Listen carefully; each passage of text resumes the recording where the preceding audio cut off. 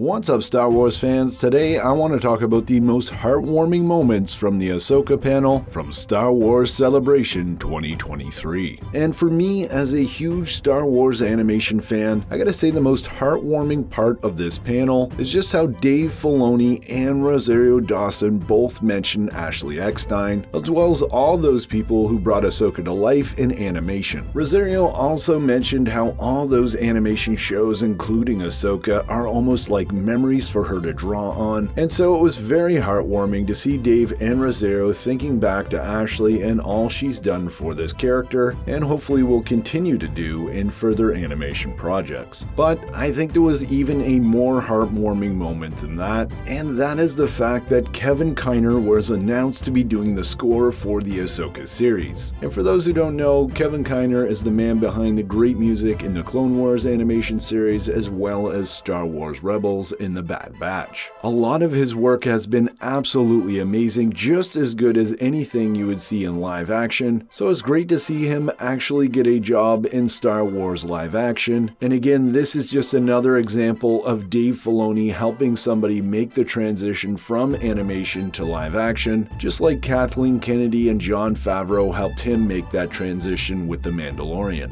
And speaking about making the transition from animation to live action, of course it was revealed that Thrawn would be played by Lars Mikkelsen. I already have a video up on that on my channel, including some spoilers from Giancarlo Esposito and yesterday's screening of the first 7 minutes of Chapter 23. And yes, it was heartwarming to see that Lars Mikkelsen, the voice of Thrawn in Star Wars Rebels, is going to be representing him in live action. That was all great, but what was really heartwarming is the fact that Dave Filoni actually told us that he consulted Timothy Zahn, the creator of Thrawn, when it came to bringing him to live action and including him in the Ahsoka series. And reading from comicbook.com's coverage of the panel, they quote Filoni as saying, "You walk past the bookstore in the mall and see this standee and it said, 'Heir to the Empire,' and you wouldn't believe it," he said. He describes Thrawn as strategically brilliant. He doesn't have the Force and it doesn't matter. He will outsmart you and he will trap you. So again, it was great to hear Dave Filoni giving credit to Timothy Zahn, who created Thrawn, and talking up the brilliance of that character, again giving even more credit to Timothy Zahn. The unfortunate part of this panel is there was no Iman Esfande, meaning it's very unlikely that we're getting any Ezra Bridger in this season. But if you've been following the channel for a while, that shouldn't really come as a surprise, as it's something certainly I've been anticipating for a long time. But that said, Star Wars fans, let me know your favorite parts from the Ahsoka panel in the comments below. As always, I'm Mike, and remember, the Force will be with you